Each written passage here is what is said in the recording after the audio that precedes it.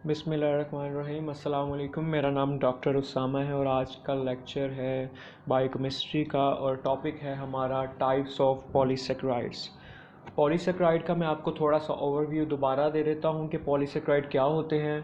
Polysaccharide हम उन carbohydrates को कहते हैं जिनमें 9 से ज़्यादा मोनोसेकेराइड के यूनिट हों, यानी वो कार्बोहाइड्रेट जिसमें 9 मोनोमर्स हों यानी 9 मोनोसेकेराइड यूनिट्स हों या 9 से ज़्यादा मोनोसेकेराइड यूनिट्स हों जो आपस में 1,4 ग्लाइकोसिडिक लिंकेज और 1,6 ग्लाइकोसिडिक लिंकेज के साथ आपस में जुड़े हों, उनको इनको हम कहते हैं पॉलीसेकेराइड। पॉलीसेकेराइड को अगर हम तोड़ेंगे तो कम से कम जो हमें मोनोसेकेराइड के यूनिट्स मिलेंगे वो कम से कम मिलेंगे 9 मोनोसेकेराइड यूनिट्स, क्योंकि पॉलीसेकेराइड शुरू ही 9 से या 9 से ज़्यादा मोनोसेकेराइड यूनिट्स के बनने में मिलते हैं। और मोनोसेकेराइड की एक और खुसूसियत ये है कि ये कम्प्लेक्स स्ट्रक्चर होता है, ये नॉट स्वीट इन टेस्ट होते हैं और ये इनसॉल्युबल इन वाटर होते हैं। पॉलीसेकेराइड का ये मैंने आपको ओवरव्यू दे दिया है। इसके अलावा क्या है, form structural element of cell बनाते हैं। इसके अलावा all polysaccharides are non reducing sugar. Non reducing carbohydrate का मतलब ये होता है कि इनमें कोई भी फ्री एक्टिव ग्रुप नहीं होता। इस नेक्स्ट है इसकी टाइप्स पॉलीसेकेराइड की दो तरह की हो सकती हैं। एक होता है होमोपॉलीसेकेराइड, दूसरी टाइप है हेटेरोपॉलीसेकेराइड। होमोपॉलीसेकेराइड वो पॉलीसेकेराइड होते हैं कि जिनकी अगर हम हाइड्रोलाइसिस करवाएं तो एक ही तरह का हमें मोनोसेकेराइड मिले। फॉर एग्ज़ाम्पल अगर ग्लाइकोजन की अगर हम हाइड्रोलाइसिस कराएंगे तो हमें एक ही तरह का मोनोसेकेराइड मिलेगा और वो मोनोसेकेराइड है ग्लूकोज। ठीक हो गया। लेकिन हेटेरोपॉलीसेकेराइड वो होते हैं कि अगर हम उनकी हाइड्रोलाइसिस करवाएं तो हमें एक ही तरह का मोनोसेकेराइड नहीं मिलेगा, बल्कि हमें डिफरेंट तरह के मोनोसेकेराइड मिलेंगे।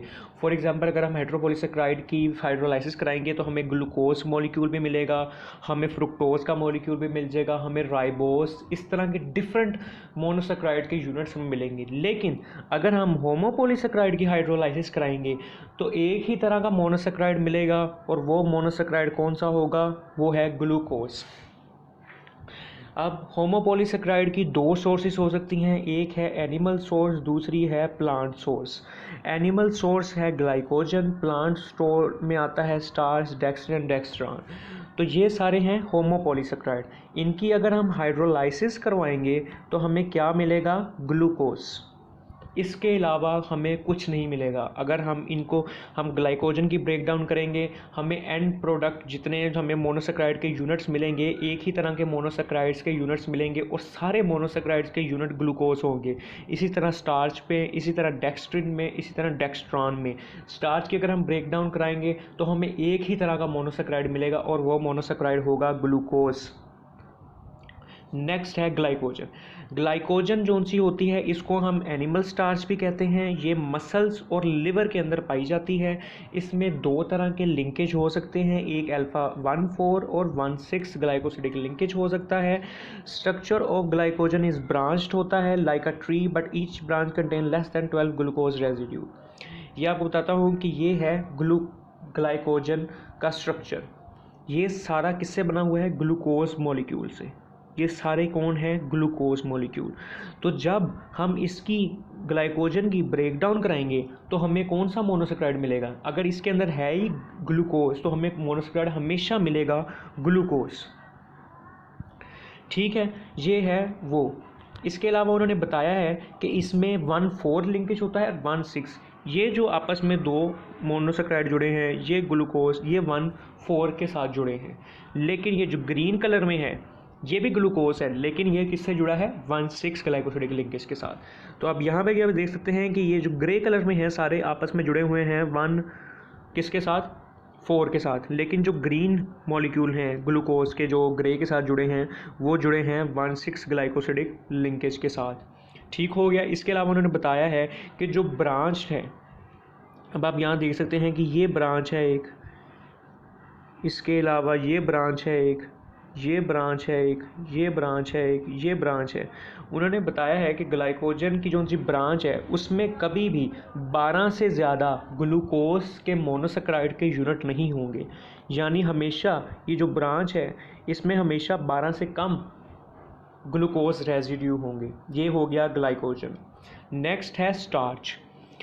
It is the most ingested form of carbohydrate. इसकी दो टाइप होती हैं, एक अमाइलोज और एक अमाइलोपेक्टिन। जो अमाइलोज होती है वो स्ट्रेट स्ट्रक्चर होता है उसका, वो बिल्कुल ऐसे स्ट्रेट स्ट्रक्चर होती है, लेकिन जो अमाइलोपेक्टिन होती है वो उसकी ब्रांचेस होती हैं इस तरह ब्रांच, वो ब्रांच्ड होगा स्ट्रक्चर। ठीक हो गया। ईच ब्रांच, अगर अब आपको मैंने पीछे बताया था कि ग्लाइकोजन जो सा होता है उसमें ब्रांच में 12 से कम रेजिड्यू होंगे, लेकिन ये जो इसकी ब्रांच है इसमें 12 से ज़्यादा रेजिड्यू होंगे। और स्टार्च हाइड्रोलाइज कैसे करवाती है? दो तरह के एंजाइम्स होते हैं हमारी बॉडी में। एक, जब हम फूड अपने मुंह में लेते, ओरल कैविटी में जाती है, तो क्या होता है, सलाइवरी अमाइलेज रिलीज होता है, जो अमाइलोज अमाइलोपेक्टिन को ब्रेक डाउन करता है और किस में कन्वर्ट कर देता है, ग्लूकोज में। इसी तरह बाद में जब ये चले जाती है खुराक आपकी स्टमक में, स्टमक के बाद ड्यूडेनम में, तो ड्यूडेनम में पेनक्रियाज से एक डक्ट निकलती है जिसको हम कहते हैं पेनक्रियाटिक डक्ट। वो डक्ट ओपन होती है ड्यूडेनम में, स्मॉल इंटेस्टाइन में, वहाँ पे जाके पेनक्रियाटिक अमाइलेज रिलीज़ करता है और स्टार्च को फर्दर ब्रेक डाउन करती है। जब स्टार्च की फर्दर ब्रेक डाउन होगी तो एंड प्रोडक्ट मोनोसेक्राइड हमारे पास कौन सा बनेगा? हमारे पास हमेशा बनेगा ग्लूकोज, क्योंकि होमोपॉलीसेक्राइड में हमेशा एक ही तरह का मोनोसेक्राइड होगा और वो मोनोसेक्राइड है जी ग्लूकोज। इसके अलावा उन्होंने बता रहे हैं कि दीज अमाइलेजेस, जो पेनक्रियाटिक अमाइलेज, सलाइवरी अमाइलेज हमारे पास आया, उन्होंने स्टार्च को माल्टोज में कन्वर्ट कर दिया, मेटोट्रायोज में, और डेक्स्ट्रिन में कन्वर्ट कर देंगे। छोटे मॉलिक्यूल हैं। माल्टोज आपको पता है कि 2 ग्लूकोज के मॉलिक्यूल से बनी होती है, माल्टोट्रायोज 3 ग्लूकोज के मॉलिक्यूल से, डेक्स्ट्रिन जो सा है वो इंटरमीडिएट प्रोडक्ट होता है स्टार्च का, वो भी ग्लूकोज मॉलिक्यूल से बनी होती है। होमोपॉलीसेक्राइड का एक बार मैं आपको फिर बता दूं कि ऐसा पॉलीसेक्राइड जिसकी ब्रेक डाउन करेंगे तो हमें एक ही टाइप का मोनोसेक्राइड मिलेगा, और वो मोनोसेक्राइड मोस्टली ग्लूकोज होता है।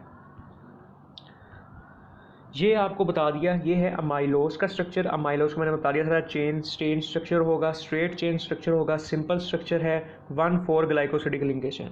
जबकि अमाइलोपेक्टिन में स्ट्रेट चेन भी है, ब्रांचेस भी बनी हुई हैं, यानी कम्प्लेक्स स्ट्रक्चर है, और इस ब्रांच जो सी बनी होगी उसमें हमेशा 12 से ज़्यादा ग्लूकोज के रेजिड्यू होंगे। इसमें ये 1,4 ग्लाइकोसिडिक लिंकेज है, और ये जो सा लिंकेज बन रहा है ये है 1,6 ग्लाइकोसिडिक लिंकेज। डेक्स्ट्रिन आपको मैंने पहले ही बता दिया कि इंटरमीडिएट प्रोडक्ट है स्टार्च का, ये स्वीट इन टेस्ट होता है। इसकी एग्जांपल में अमाइलोडेक्स्ट्रिन, एरिथ्रोडेक्स्ट्रिन, अरेकोडेक्स्ट्रिन। इसका काम क्या है? ये फार्मास्यूटिकल इंडस्ट्री और क्लॉथिंग इंडस्ट्री में बाइंडिंग एजेंट के तौर पर यूज़ होती है। नेक्स्ट स्लाइड है डेक्स्ट्रॉन। ये हाईली विस्कस पॉलीसेक्राइड होता है, और इसका काम क्या है? ये शॉक के जो पेशेंट होते हैं, शॉक के पेशेंट, उसमें इनका ट्रीटमेंट के तौर पर काम आता है। फॉर एग्ज़ाम्पल, अगर कोई पेशेंट आपके पास शॉक का आया है, उसका ब्लड प्रेशर जो है, बीपी वो लो है, पल्स उसकी बड़ी तेज़ है, रेज पल्स है, उसको सांस सही तरह नहीं आ रहा, SpO2 उसकी कम है, तो इसका मतलब ये है कि उसको जो उनका खून है, उसकी ब्लड वेसल्स हैं वो बड़ी कंस्ट्रिक्ट हैं, और वो उसके अंदर खून जो सा है फ्लूइड नहीं है। तो ये क्या करता है, प्लाज्मा एक्सपेंडर जो से होते हैं डेक्स्ट्रान हम प्लाज्मा एक्सपेंडर के तौर पे यूज़ करते हैं। जब हम ये डेक्स्ट्रान आपको लगा देते हैं तो ब्लड वेसल में जो सा होता है, ये ब्लड वेसल को एक्सपेंड कर देता है, फुला देता है। अगर ब्लड वेसल पहले ऐसी थी तो ये बाद में ब्लड वेसल्स को ऐसा कर देगा, उनको एक्सपेंड कर देगा। जब एक्सपेंड करेगा तो ब्लड फ्लो तेज़ हो जाएगा। जब ब्लड फ्लो तेज़ होगा तो वो जो शॉक का पेशेंट है वो रिकवर कर जाएगा। नेक्स्ट स्लाइड है सेलुलोज।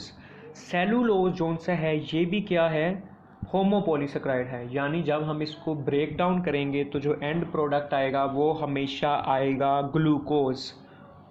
ठीक है, क्योंकि ये क्या है, होमोपॉलीसेकेराइड। इसका फंक्शन क्या है, हम सेलुलोज को डाइजेस्ट नहीं कर सकते, हम सेलुलोज को इसी तरह डाइजेस्ट नहीं कर सकते क्योंकि हमारी बॉडी में सेलुलेज नामी एंजाइम नहीं होता। सेलुलोज को डाइजेस्ट करने के लिए सेलुलेज चाहिए, लेकिन हमारी बॉडी में वो नहीं होता। तो हम जो भी सेलुलोज अपनी फूड में लेंगे वो कभी भी डाइजेस्ट नहीं होगी, लेकिन वो बल्क ऑफ फूड बनाने में काम आएगी।